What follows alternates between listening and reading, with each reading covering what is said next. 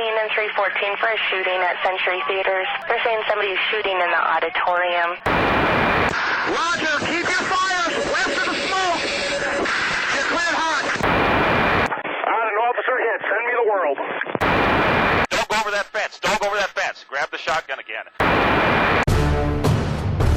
Welcome to Tactical Tangents.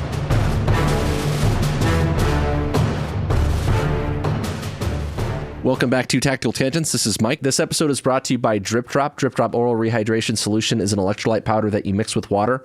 It was formulated by a doctor for quick absorption. I work in the desert, and it only takes a few hours in the heat, wearing body armor, carrying around a bunch of gear before I start feeling like crap and fall behind the curve in dehydration. Drip Drop keeps you in the fight so you can finish the mission and rehab for the next one. Go get you some at dripdrop.com or on Amazon, or ask your supply guy to find it for you.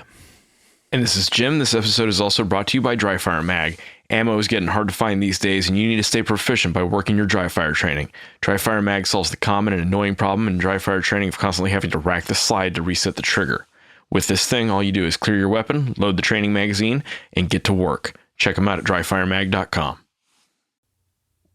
One of the questions that I often pose to police recruits is I ask them to consider what expectations they have of a professional sports player. So I'll ask them something like, who's your favorite quarterback in the NFL, right?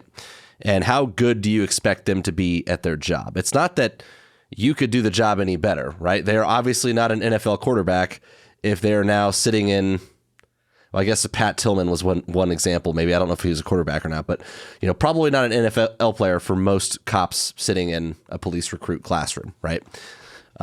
Pat Tillman obviously went to the Rangers, I think. So he was in the Rangers. I suppose you could have some people that leave that line of work and get into something service oriented like this. But generally speaking, if you're talking about a military recruit, a police recruit, someone like that, they're not at that level of athleticism or anything. So in spite of that, we have this expectation that they're going to play so well or do so well at whatever their job, their profession, their sport is, right? And I want to apply that level of expectation to something like, let's say, law enforcement, or being a military officer, or being a doctor, or a paramedic, or a judge, or a lawyer. And one of the big issues that I have when I talk about this sort of thing is there are many police officers out there, a lot of cops that I've heard, who will say something to the effect of like, well, if you've never worn a badge and a gun and had to put your life in the line, then like you don't get any say, or you can't judge, or you've never been there. You don't know what that's bullshit. That's bullshit. I don't buy that for a second.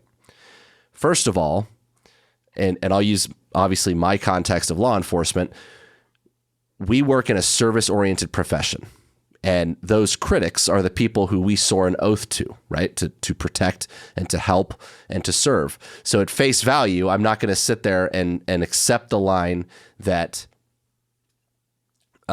somehow they're not allowed to judge us, right? Because we serve them, not the other way around. So that's problem number one. The second thing is I think it is appropriate and meaningful to the work that we do that the expectations are as high as they are, right? That we are the chosen people, if you will, to go out and do this work, and it's work that has consequences, right? And for a lot of us, it's a big part of the reason that we felt called to do it, not for money or for benefits or anything like that, but instead to be the man in the arena, if you will, to be the guy in the position to make the decisions that have consequences. And I think in that, a lot of us find purpose. And to me, that's a big part of the essence of being a professional, right? Is like, this is my thing, and I take this shit seriously. So with that being said, you are expected to be a professional in any of these lines of work that we're talking about. I use my example. Jim uses his. We talk about some others. But tonight, we're going to talk a little bit about what the heck being a professional even means. Ooh. It's important to understand our terms, right? Professionalism, to me, is knowing your job, knowing your boss, knowing your customer, and doing your job well. I think that being reasonably polite and showing some courtesy while you do it is a good thing, but that's not really what professionalism is. It's about the competence and the expertise that you display while you're doing it, right? When I think of star football players, and I'm not a sports ball guy, I don't think Mike's a big sports ball guy. What I think is like, there are plenty of talented athletes around the world, but the reason certain quarterbacks make however much it is, $10 million a year, 20 million, whatever it is. Couldn't even tell you. Yeah. It's for how they do business when their team's down, by 3 touchdowns and they need to fix it in the last quarter, right? And it's the people who aren't going to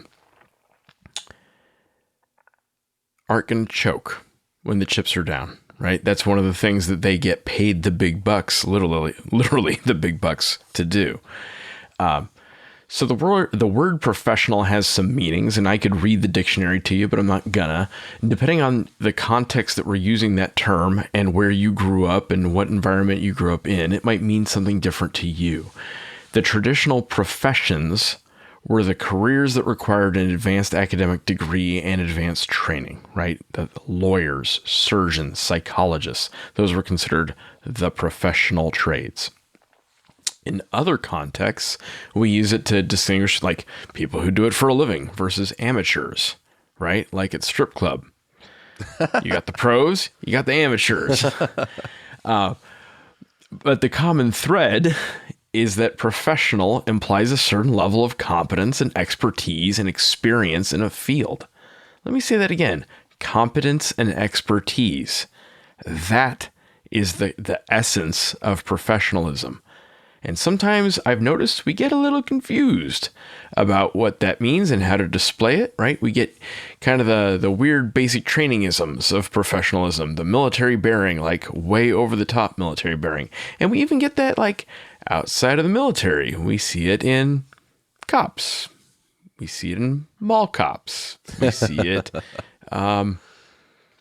in customer service even sometimes. And that's a little weird. We need to understand it. So that's my hope in the course of this episode.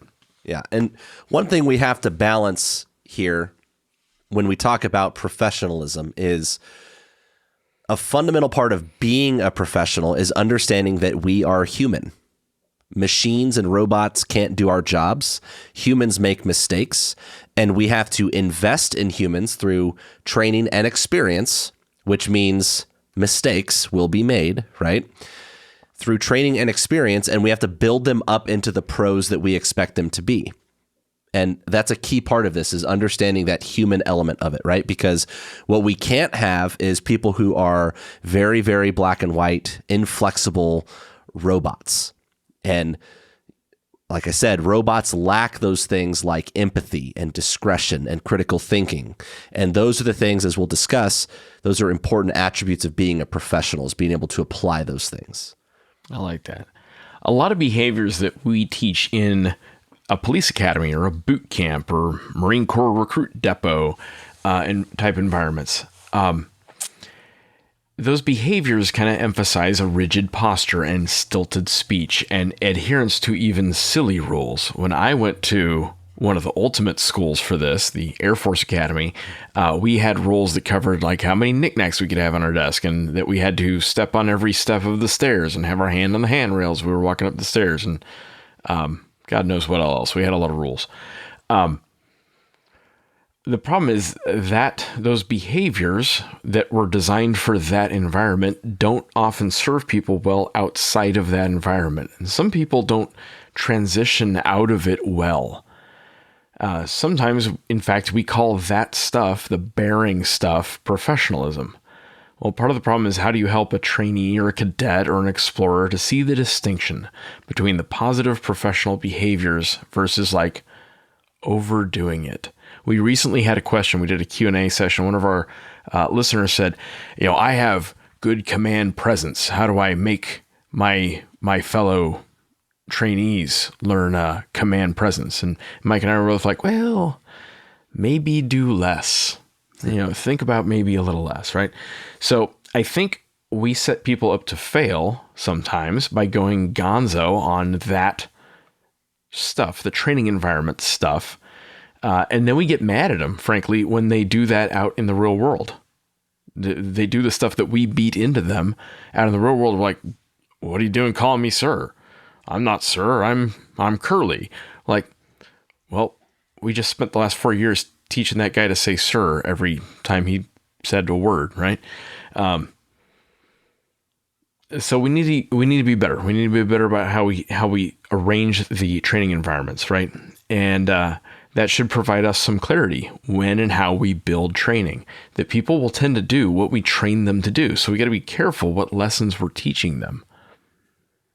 Yeah, Jim brings up a really good example when he talks about being mad at people for doing the exact things that we essentially taught them to do. This was something that Dr. Daniel Bloomberg, who's been on the podcast, he's a police psychologist, and he does a lot of not only police psychology work for agencies, but also a lot of research and academic stuff teaching this sort of thing. And he wrote a book called The Power Manual, which I recommend and you should check out. And one of the things that he discussed was when we create our training environments in such a way that that's how we interact with, instructor to student or teacher to student, not only does it create it, a very hierarchical sort of this superior to subordinate role, and this is the way that we expect or essentially condition police recruits, and in the case of the military recruits, to yell and scream as a way of handling problems. And why should we be surprised when that is what they do in real life? I learned it from you, Dad. Exactly. And so we have to be very, very careful about how we use that and how we approach those sorts of things. And this is why it's so important in an effort to not be robotic and to not just do everything in this kind of black and white, one directional way, like I told you, and therefore you shall submit or you shall listen, whatever, is we've got to teach the insights that people need to understand when it's appropriate to act a certain way and when it's not. Like you need to be able to divvy that out in your head a little bit, because there are times where like a stern, swift, like sit down or maybe even sit the fuck down, right? That might be appropriate. There are times where that can convey a message very well, but it shouldn't be because of anger. It shouldn't be because of frustration. It should be because that was a deliberate choice. So you need to understand when it's appropriate to do that kind of thing and when it's not. And we also need to teach what it means to say things like, it depends. And there was a scenario, a great example of this. There was a scenario that we ran at the agency level for the entire department at my agency a little while back. And essentially, two officers were put into a scenario and there was two basic outcomes. One was they were going to have a hostage barricade situation that they would lock down and call SWAT and treat like a hostage barricade situation. The other outcome was they were going to rush in there essentially under exigency, like it was an emergency. Someone was going to get killed right now. They had to take action. They were going to rush in there, storm the castle, and deal with it. Right? Leroy Jenkins. A little bit of Leroy Jenkins, but sometimes, like we talk about active shooter, that's how it goes, right? It's not a SWAT problem. Yeah. It's a patrol problem. So under that exigency, right, that emergency exception, it's not something you slow down and wait. You have to go. So those are both viable outcomes in different situations. And so we would put them in the scenario, and those were essentially the two outcomes, and they would make whatever choice that they would make. And what we didn't want, and in this specific scenario, a guy was taking a woman hostage with a knife. And what we didn't want students to take away from that lesson or that scenario was, oh, they want us to handle this like a barricade, or oh, they want us to handle this under exigency, right? Like an emergency exception kind of thing. No, there wasn't a right or wrong answer per se. I want you thinking about those things, because the next time this happens, it's not going to look exactly like that. And importantly, just from just side note, from a training perspective, is understanding as an instructor that the perception that your role players in your scenario are going to give your students is going to vary. It's not going to be exactly the same every single time. The timing might be a little bit off. The distance might be a little bit off, right? Like the officer coming in the room might be a little bit farther away, a little bit closer. So there's going to be variables, and it's dealing with those variables that matter. And so the debrief, the conversation that has to happen in the debrief is, okay, in this situation, you chose X. What would have changed your mind? Because tomorrow it can be a different thing. And we have to look at all those facts and circumstances to figure out which way the tide can be swayed, right? Like the balance could be swayed. So making sure that you can communicate that as an instructor, right? As a teacher, communicating that in a way that gets across to your students is really important. And related to that, separate but related, is recognizing that the nuances and the insight behind those decisions all come from experience. The way that you fine-tune a person's judgment in the moment to make those kinds of calls, or you could say your skill in decision-making or being decisiveness, you have to actually be put in that moment and make those choices and learn from them, because thinking critically about what you have in a situation and what choice you make, as well as importantly, how much time you have to make it, that's a big one. Those inform the decisions in the future. And you've got to be able to reflect back on these things and consider where you went right, where you might have gone wrong. And this is where you learn discretion, right? And you understand that discretion is one of the most important assets to what we would consider a professional, right? That you are given the autonomy and that you are empowered to make decisions, and that you're being trusted with that thing, right? You're being trusted with this responsibility. And that decision, whether or not to force entry, whether or not to make an arrest, or in Jim's case, it might be whether or not to fly the mission, or whether or not to engage some enemy. Or if you're a physician, it might be whether you conduct some procedure or some surgical intervention or not. This is where professionals make their big bucks, is that discretion, that empowerment, that authority, that responsibility, right? And if you consider yourself a professional, you have to embrace that and take some ownership of your role, not only in the outcomes for those individual situations, but also in your profession, the profession that you represent. Yeah, you have to be able to apply your skills in context, right? And kind of read the room. And with read the room, and it's easier said than done, I've found, for people. What we really mean is self-awareness. How do you appear to others? And social awareness. What's going on among the humans in the environment, right? Self-awareness and social awareness are really important to anyone who has to deal with people. And fundamentally, leadership is a people thing. Law enforcement is a people thing. Military stuff is a people thing. Concealed carry is a people thing. You have to know how to interact with the other pink squishy humans in the room, right? Or the Walmart parking lot, or wherever. A big part of how we communicate to those pink squishy humans is body language. How you stand, how you walk, that conveys information. And often we get taught in the uniformed jobs to stand up straight, maybe a little rigid. And there's some value there. You know, you look like you're at work. You have a presence. There is some value to that, right? There's something to be said about presence and acting the part, for sure. Yeah, and I think it's reasonable in any professional environment to stand up straight and speak in a way that you can be heard and to make eye contact. But I have seen state troopers in certain states literally like march up to cars on traffic stops. And I'm like, that can't possibly be tactical, useful, practical. I want to catch that on video. Yeah. And I don't think it conveys what they think it conveys. And that, to me, betrays a lack of self-awareness and social awareness, right? Military bearing makes some sense in some military environments. I want the honor guard at Arlington National Cemetery to have some military bearing, right? But I don't need to see military bearing from somebody at Denver International Airport. It just doesn't make sense. Speaking of not making any sense, goofy speech patterns. And I've seen this, both law enforcement and military do this, saying like weird stilted language. Things like, please, sir, step out of the vehicle. Like, don't say vehicle when you mean car. Accurate, brief, clear, right? Or talking in jargon, like 10 codes around people who don't know them. That ostracizes you from the people around you and ostracizes them from you, right? Or just passive voice.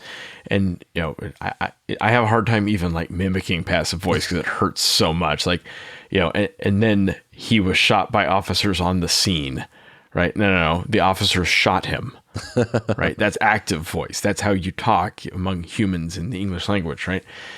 And messing those up, that hurts your communication and your credibility with your audience. It makes you harder to believe and harder to understand. And that's a problem. That's like a tactical problem at the end of the day. They make you less effective. They make you less efficient. That's a problem. If you want to impress me with professional communication, use spell check in your emails. Like, that's really what I need.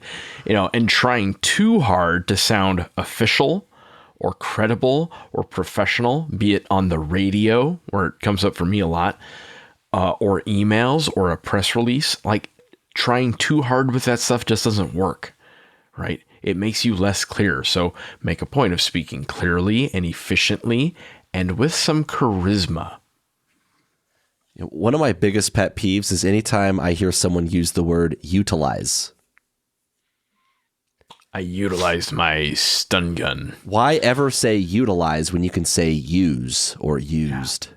English, mother effer, do you speak it? Just utilize is just, I utilized my patrol vehicle. It's like I used my patrol car to block the car. I don't get that, but this is a very was the patrol car black and white in color?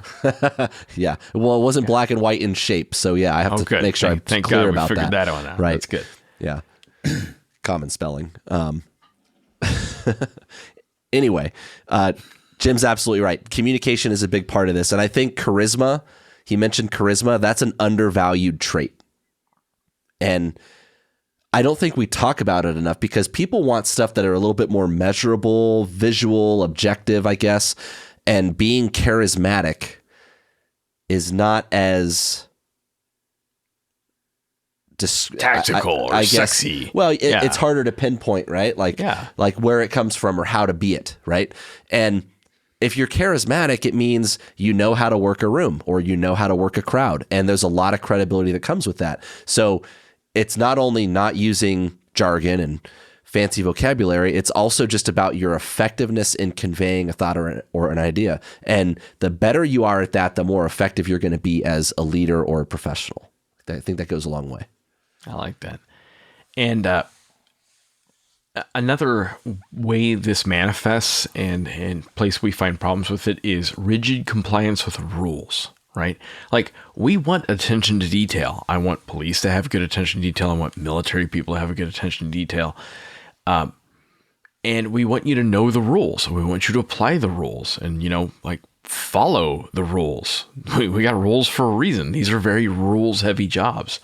But don't follow the rules off a cliff, right? Some job specialties need more concrete compliance, and some job specialties need less. They need people who are more comfortable with the gray. But every job needs people who know how to apply some level of discretion. I think discretion is a huge thing, and it's going to be a recurring theme as we talk about this stuff. Absolutely.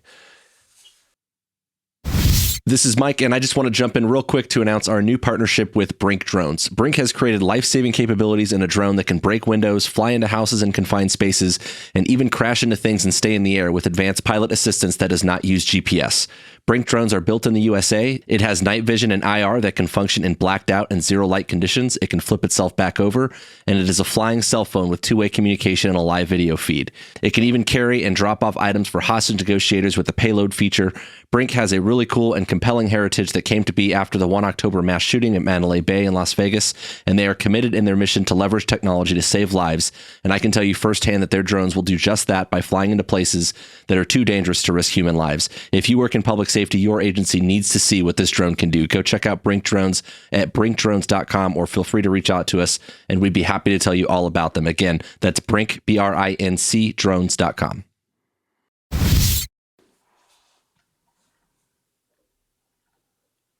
I have a great example of this. A lot of times I will hear a cop on a scene get on the radio, and it's obviously something like a bad car accident, a shooting, something involving a kid, maybe just something gruesome and bloody and just bad. And they'll get on the radio and they'll be like, send meds, right? Send medical help, send EMS, fire, whatever. And you could tell in their voice, like listening to the scene, you're like, oh, okay, something's up there, right? And in normal circumstances, at least where I'm at, there's basic information that the fire department wants from us when we ask for them, right? They want the age and gender, hey, can you start fire for a 52-year-old female with chest pain, right? And she's alert and conscious and breathing normally. They want to know that basic information: age, gender, the nature of the illness or the injury, and whether or not they're awake and they're breathing. Those are the things that they kind of want to know. So that's kind of written into the protocol of, hey, if we're going to enter a meds call, we need to put this information in there, right? So the dispatchers are taught to gather that and to convey that when they enter the call. And so what if a cop is on scene and is very clear and assertive that, like, we need meds right now? Should we get hung up on that? Like, well, hold on a second. I have to know the age and gender of the patient. And, should we delay getting them the help they need because we don't have all those details? Because probably that guy or gal on the scene that's making that call has their hands full because they're trying to render care or manage the problem or whatever. And the last thing they need to be doing is fucking around with the radio, potentially, right? Now, is that normal? No, but these are those ones that it's like, things are tense. And read the room. Read the room. Right, exactly. Send me the goddamn EMTs. Yeah. So the right thing to do in a scenario like that is just to enter the call. And I don't think if any firefighter or EMT paramedic, I know a lot. I've worked with and among them a lot. And if they ever got a call that said, hey, there's a cop on scene that said he needs your help, like, they're rolling, they're coming, right? So did we go off script? Did we follow the procedure? Did we break a rule? Well, technically, yeah, I guess we kind of went off script a little bit.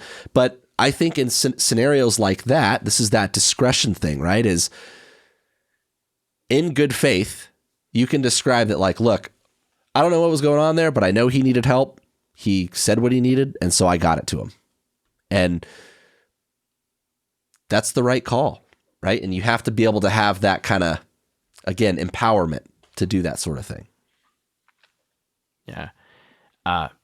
Anytime we're teaching people how to follow rules or procedures or protocols, whether that's a tactical training setting or even just like a skill setting, food preparation, food safety, workplace safety, whatever context you want it in, it's important to delineate the rules from the techniques, from like local standard practices, like how we do business, and help the trainee understand where what they're doing falls in that spectrum. Right? Like, like, hey, bud, what you're doing is technically legal, but we don't like to do it that way here because we get better results doing it this other way, right? Or, that's a rule, but there are really more guidelines than what you'd call actual rules in this context, right? You have to help mentor them a little bit and figure out, like, hey, yes, that's the protocol. Today is not the day to do it, right? Today we're going to go off script, right? It's a rule to insulate the organization from something. Like, if you're going to go off script, it's just one of those things that, like, culturally we're okay with it, but if it goes poorly, it's on you. Yeah. And you also have to teach not just the letter of the rule. Yeah, start with that, right? But you also have to teach the history and the intent behind it. And there's some people who take real offense to that. Like, well, kids these days, they always want to know why. Why do I have to tie my shoes in the morning? It's like, well, That's fine. But if they understand why that's important, they'll probably do it more and they'll probably do it better. So go ahead and teach them the why. And if you don't know the why, that's kind of on you, bud. Like, maybe you should know why we have that rule. Yeah, that's a right? big deal. Otherwise, you get stupid compliance and stupid enforcement if you don't understand the history and the intent of the rules. Yeah, so I mentioned the culture of the organization thing, and a lot of this is organizational culture. Jim has used the analogy a lot of times about how, like, the guys handling the nukes should be very, very rigid and compliant. You know? Oh, yeah. I don't want them reading between the lines. No. You either got the code or you didn't, right? But like your special forces A team out in the, by themselves, cut off from help, they might have to do things their own way at times. Americans, let's go stone the woman today. Oh, okay. Right. So it's something that is established within the culture of your unit or organization or team or whatever. And at my agency, just as one data point, one example, and I think a lot of agencies are like this, one of the very first rules on the first page, the first policy that we have, it essentially says that these are, we call them our SOPs, our protocols, our policies, whatever. They're called general orders. And it essentially says these are general guidelines and that you can break any rule in this book. And I'm paraphrasing, obviously. You can break any rule in this book as long as you have a good reason to do it. Just understand that you have to justify that. That's setting the tone, right? It's setting a stage. So in practice, now I'm not going to say this goes perfectly all the time. In practice, it's often going to be judged by the outcome, unfortunately. Like, well, you broke the policy and it ended bad, so you're wrong. But it sets the stage to empower any member of the organization to break the rules, right? It's very clear that you do not have to follow these rules off a cliff. And that's in black and white, right? It's part of the policy. So let's say, I'll give you an example. You have some policy that says, hey, if you have probable cause to arrest someone for XYZ offense, whatever it might be, right? Then you shall book them into jail. You must transport them and actually take them to jail, not just give them a court date. That's the policy. But let's say that that person that you're dealing with, who you are about to arrest, is also the only caretaker for a group of small children. It's the mom, the mother of 3, ages, 18 months, 4 years, and 7. Are you going to book her into jail and then send those kids to a foster home? Or are you going to go ahead and maybe find a way around that rule, right? This is the sort of thing where it's like, okay, the rules say one thing, but what's the right thing to do? What's in the best interest of the kids here? Probably not to haul mom off to jail unless we really have to. And there's times where we do, right? But you have to balance those things. And this is where we expect you to be a human. And this is that discretion bit. Another good discretion thing is traffic enforcement. Now, I'm not a big traffic guy. It's not my thing.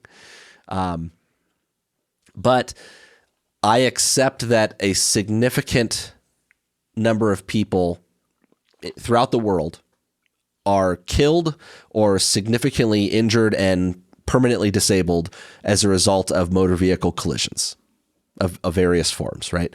So because of that, I accept that it's in the interest of the greater good to have some rules when it comes to traffic enforcement. I'm good with that. I get it.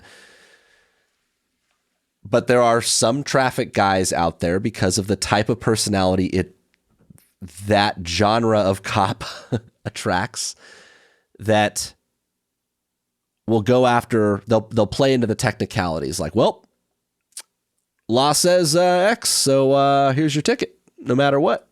The rules are the rules are the rules because of whatever. And they'll enforce things just because they are in that like kind of inflexible, robotic.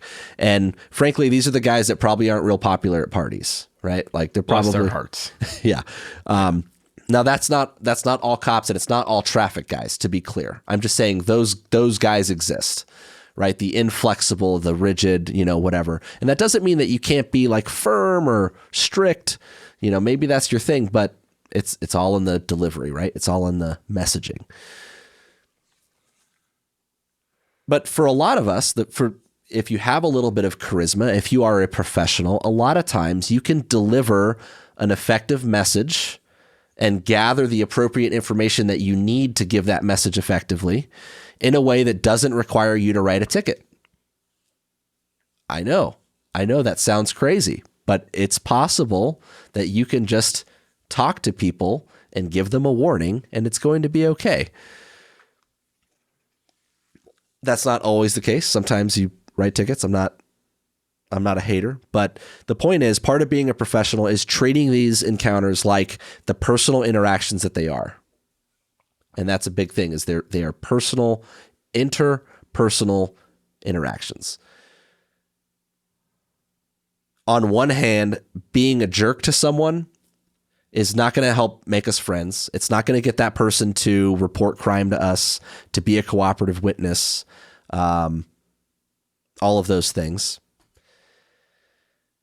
And at worst, those interactions that you're acting like a jerk can actually, and let me qualify acting like a jerk. If you're inflammatory, if you are condescending, if you're inflexible, if you lack empathy, those sorts of things might not just not make us friends. It might actually escalate a problem, right, between you and that person. Because culturally, a lot of people are willing to die on that hill if it means like fighting for their respect or their honor. So you could actually make a bigger problem out of it. But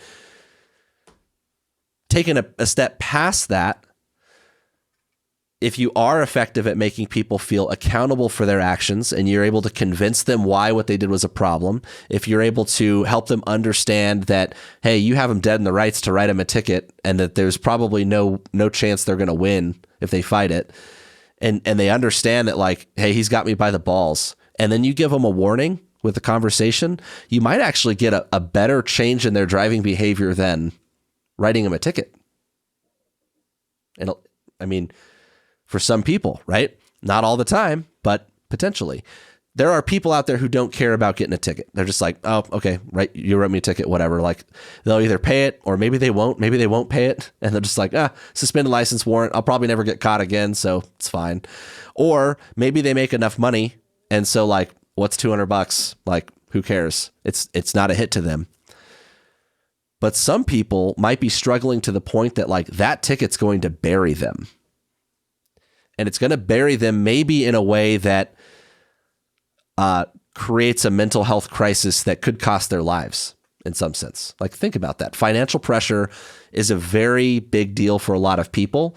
And when it comes to mental illness and wellness and people who become suicidal, financial pressure plays a big role into that. And that's not something we should take lightly, right? Like, looking at all of these options, all of these courses of action that you can take, having empathy and understanding am I getting through to this person? Is this person listening to me? Like, do they have a good reason for what they were doing? Like, those are the things that you have to take in and say, like, there's a lot of authority and power here in writing this person a ticket. Like, is this the best way to do it?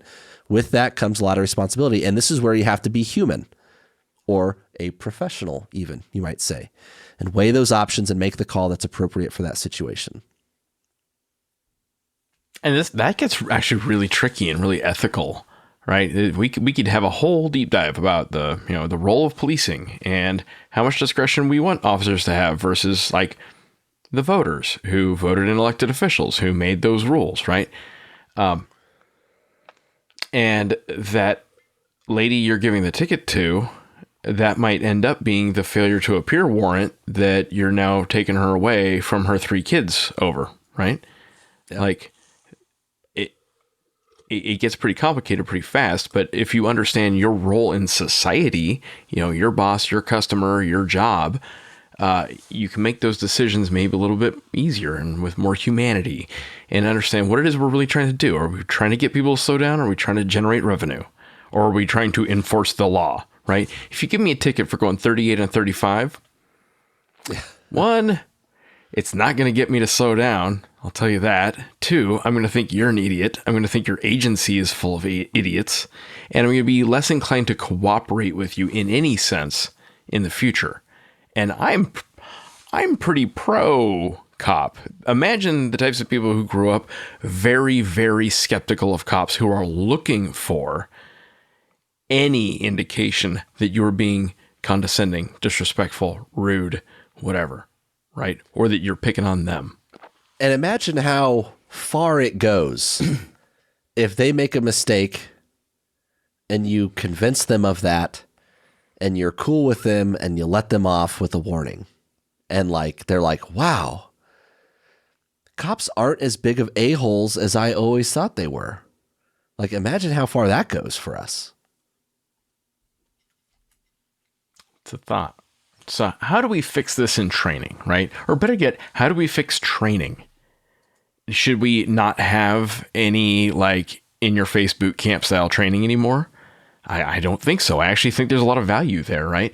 But I think we can explain when and where we want certain behaviors.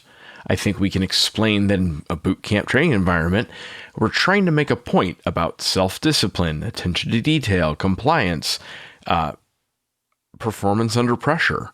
That's one of the reasons we have stern drill instructors, is to put you under pressure so that you will function under pressure when we need you to function under pressure and be spring-loaded to action instead of freezing up, right?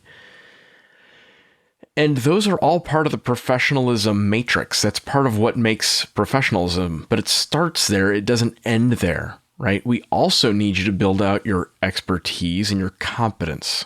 We need you to build social and situational awareness so that you can read the room and be dynamic enough to adjust your posture, your body language, your speech pattern, your verbal cues to fit the situation. And that's tough. That's like legit tough. I still struggle with that. That's one of the reasons I'm doing this episode, is because I've personally struggled with this since I was about, 13. And I don't expect every 18-year-old basic trainee or police academy cadet trainee to be able to do that well, right? But we can start them on a path toward that by explaining this stuff and focusing on that as part of the training, right? It also means we have to explain the point of the training aids. If you're teaching students marching, why are you teaching them marching? No one marches into battle anymore. No one does. But I'm sure that there are law enforcement agencies that teach that at their police academy, right? I don't know very many cops who march into battle. I maybe like a riot line. I don't know, but still no, right? Well, there are some concepts that marching conveys really efficiently, right? And we like that. It teaches people to appreciate precision and order. It teaches them to follow directions promptly and precisely, to recognize the effects of their actions on the group as a whole. That's a big teamwork thing. It's a big self-awareness thing. Those are the building blocks that form the core of a military training environment. The problem that I've seen is sometimes people get kind of stuck there, right? Marching is a head fake. It's there to teach other things. But sometimes it is too good of a head fake. And I've seen people get it in their heads that marching good is the goal. No. No, that's not the goal. The goal is to defend the country, fight the bad guys, go chase down evil and punch it in the face, arrest the bad guys, uphold, the public trust. That's the mission, right? Yeah, it's a means to an end. And that's what we lose sight of, I think. The problem with a lot of stuff like this is people don't do a good job of recognizing that sort of thing is a training aid in the first place, right? Sometimes they're misguided themselves. They think it's like, well, this is just like a rite of passage. Like we all had to go through it. It's a culture shock thing. We're going to break them down and build them back up. And, it's like an indoctrination. And they miss the head fake that it really is. And it's kind of like playing team sports when you're a kid. Like, again, I didn't do a lot of sports ball, but there are a lot of benefits to playing team-oriented sports, especially when you're young. And it's not usually about, at least by itself, it's not usually about the technical skill or the athleticism as much as it's about the more subtle lessons, like linking your hard work and effort to an outcome, right? That it pays off. Hard work pays off. and what perseverance and resilience look like. And that sometimes you're not going to be the guy who gets the ball and scores the touchdown. Sometimes you're the guy that needs to block for that guy. Like, do you get the glory at the end of the day? No. But that's the essence of teamwork, is that between the two of you, you potentially win the game, or at least you score your points or whatever, right? Like, that's the essence of it. And it doesn't have to do a whole lot with football by itself. It's that bigger picture part of it that Jim's talking about. Bigger picture is big, right? Where this comes up a lot is newly minted Marines. And it's not just Marines, but Marines, make a point of going hardcore with this, right? A lot of newly minted Marines will talk like they're drill instructors. Well, drill instructors don't talk like that except to recruits because it's part of the process, right? Once they're away from the recruits, they're like anyone else for the most part. Recruits don't know that. And because that's the behavior model they have. They see the drill instructors in front of them in role, right? So what do you do about that? At the end of training, you should probably model the actual behavior you want to see in the recruits. So toward the end of training, as they grow and develop, become, blossom into young professionals, talk to them like they're young professionals. Talk to the trainees like they're real people. Model the behaviors you want to see in those guys when they get out into the world. Yeah, and speaking of just the training environment like that in general, they tend to have a lot of rituals, right? Like when it's that kind of formalized and it seems kind of arbitrary at times, it's kind of regimented, and those rituals are a distraction a lot of times. Like, they get in the way of actually teaching. So you have these guys that you expect to like perform and answer questions a certain way and address each other a certain way and say all these things. And they get so fixated on that part of the task that they're not actually learning the lesson. Whatever that might be, they're too focused in the environment, right? Like, the environment should support the lesson, not the other way around. So think about what you're creating when you do that. And one of the things that I've always taken pride in throughout my career is a willingness to like walk up to a boss or the chief or go into my commander's office and be like, hey, like, LT, captain, chief, can I pick your ear about something? Like, I just want to run this by you real quick and see what you think. And I'm willing to confront some issue. And some people, I remember at times over the years, especially when I was newer, they're like, oh my God, you just like went in and talked to the captain? Like, you just walked up to the chief? And it's like, dude, like, oh, you guys just bros? Like, what is this? It's like, he's just a guy. He's a guy in a job. He's been here longer. He's worked his way up, but he's just a guy.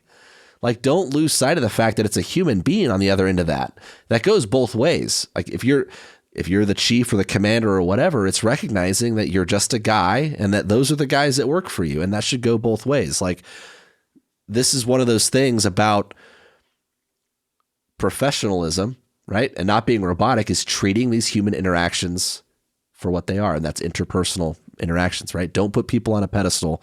It just becomes an obstacle in the long run.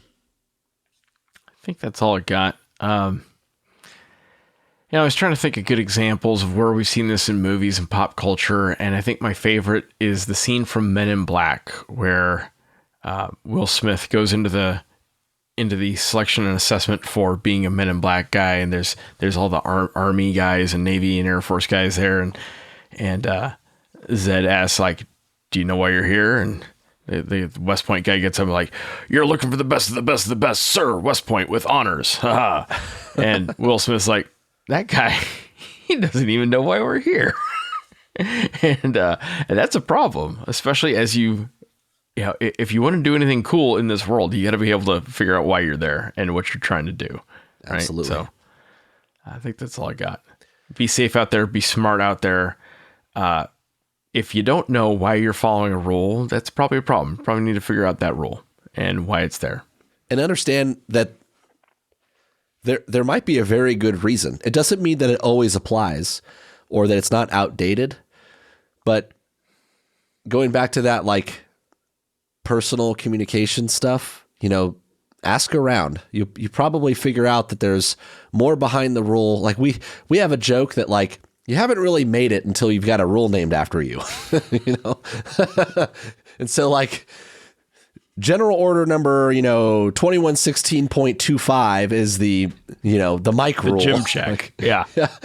Whatever. Like so, whatever it is, look for the insights and try to understand it at a deeper level. That's a big part of being a professional is going past the superficial stuff and seeing that big picture. So, all right, guys, that's all we got for tonight. This episode is brought to you by Right On Optics. Right On is bringing you high-quality glass at a great value. I use and trust their scopes, binoculars, and red dot sights, and you can too with their unconditional lifetime warranty. If you ever have a problem with their gear, they will replace it, not repair it. Finish up your next build and keep a little extra cash on hand for ammo so you can actually go out and shoot that thing. Find your next optic at rightonoptics.com. This episode is also brought to you by ManusX. We've talked a lot about the tactical fantasy on this podcast, and one of the quickest ways to break your tactical fantasies and actually improve your performance is by getting real feedback. One of the ways you can do that is with ManusX. You're not going to get better at shooting on your own. You need practice, data, and coaching. And you need to make the most of your ammo with good live and dry fire training. Manus is a family of training devices that tracks you while you train. It times and tracks everything you do in a drill and coaches you as you go. It is indispensable to taking your shooting to the next level. Go find them on manusx.com. Don't forget that we put out new episodes on the 1st and the 15th of every month. If you like what we're doing, you can head over to Patreon, give us $1 for each new episode. That money's going to go back into bringing you good content. If you want to interact with us, you could find us on Facebook, Instagram, and Twitter. We are at TacTangents. You can also email info@tacticaltangents.com. And one last thing, our Facebook discussion group. We've got a little group going on Facebook. If you go to the groups tab on our page, you can join it. We've got more followers on our page than we have in the group. So I know there's some of you out there following the Facebook page that are on Facebook that are not in the group. Lots of like-minded people in there. So come hang out with us. All right. That's all we got. Good talk.